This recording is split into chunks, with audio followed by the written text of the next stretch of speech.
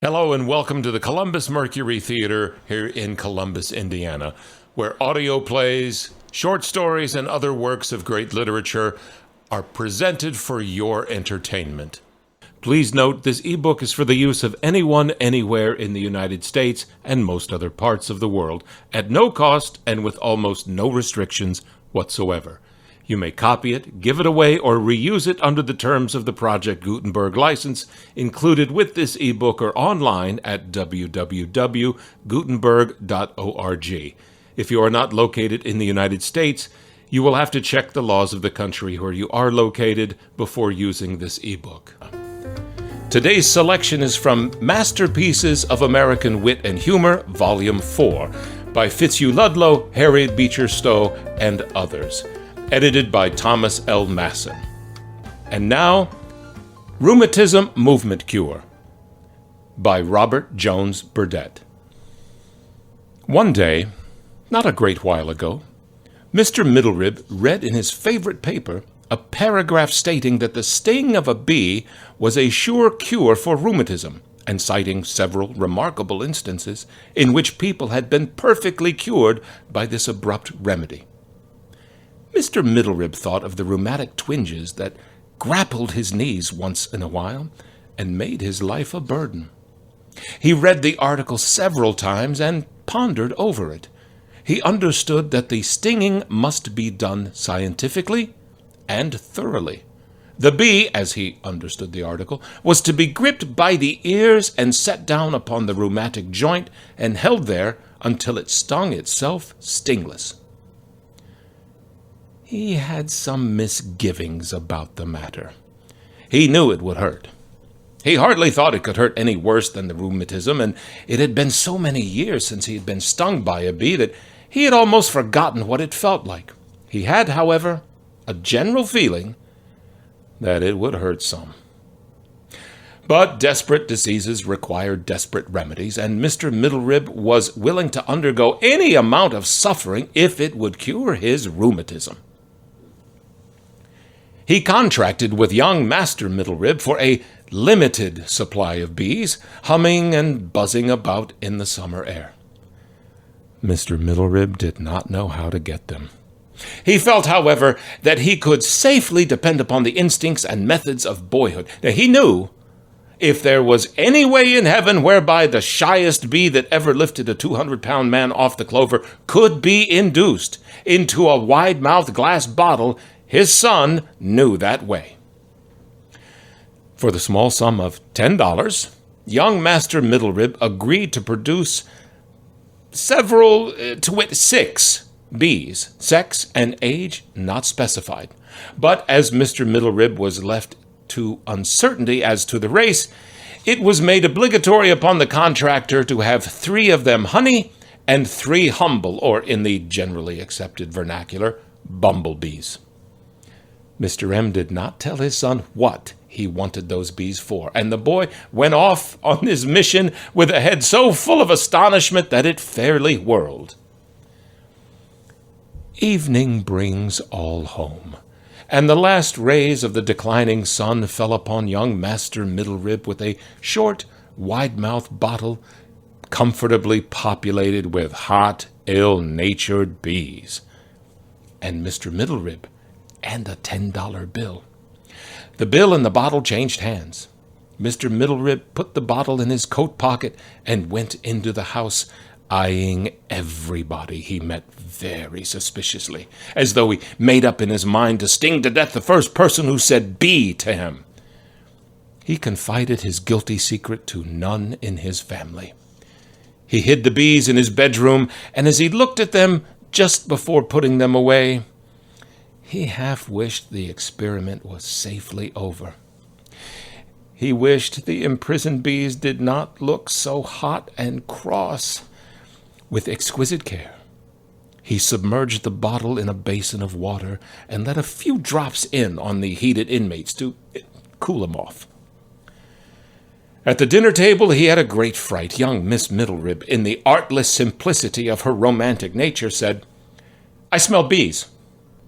But her father glared at her and said with superfluous harshness and execrable grammar, "Hush up! You didn't smell nothing." Whereupon Mrs. Middlerib asked if he had eaten anything that disagreed with him, and young Mrs. Middlerib said, "Why, Pa!" And young Master Middlerib smiled as he wondered.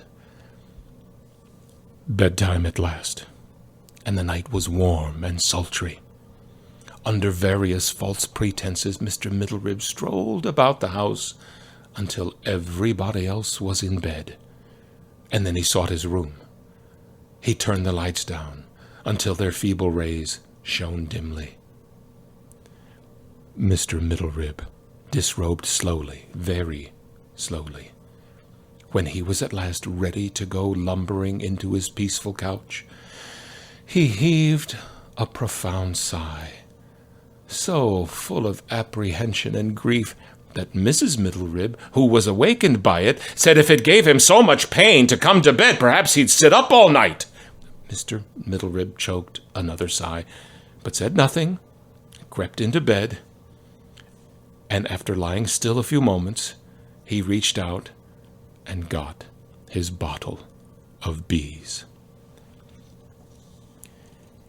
It was not an easy thing to do to pick one bee out of the bottle with his fingers and not get into trouble. The first bee Mr. Middlerib got was a little brown honeybee that wouldn't weigh half an ounce if you picked him up by the ears. But if you lifted him by his hind leg, would weigh as much as at least the last end of a bay mule.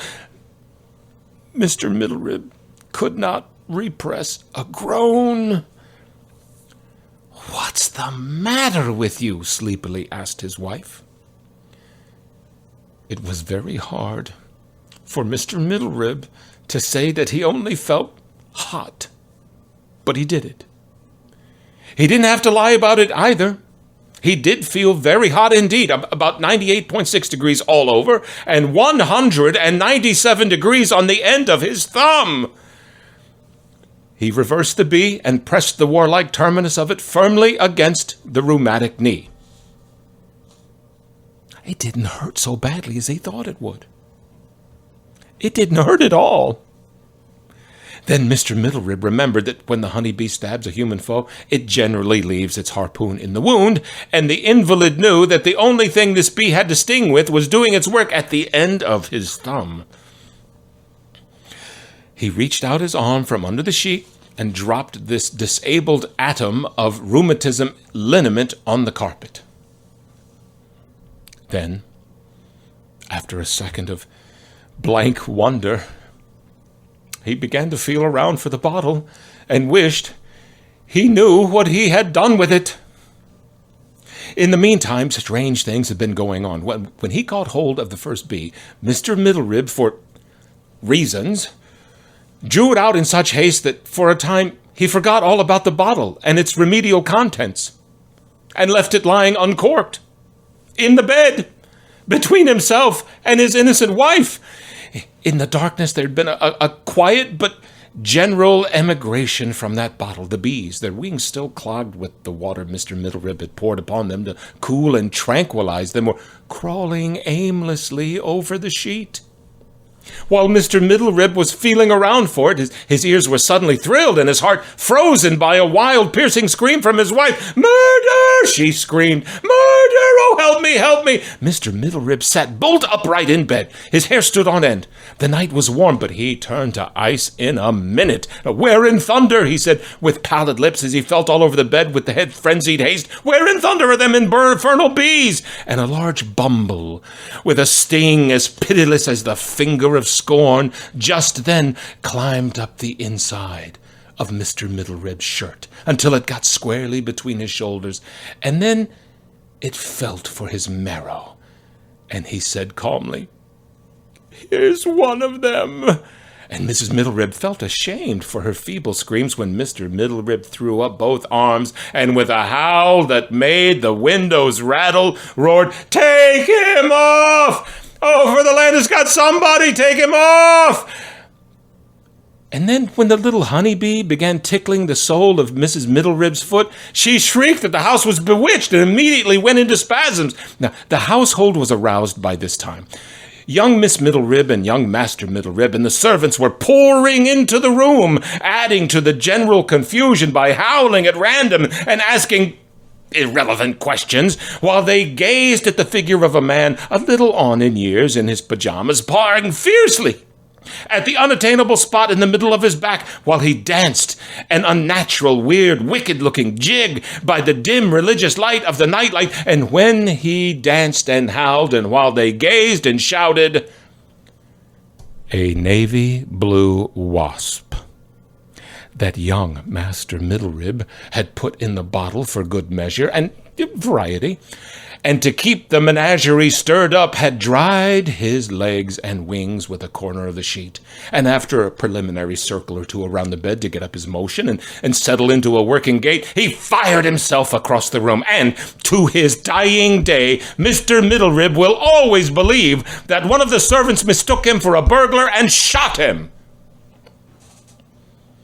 No one, not even Mr. Middlerib himself, could doubt that he was, at least for a time, most thoroughly cured of rheumatism. His own boy could not have carried himself more lightly or with greater agility. But the cure was not permanent, and Mr. Middlerib does not like to talk about it.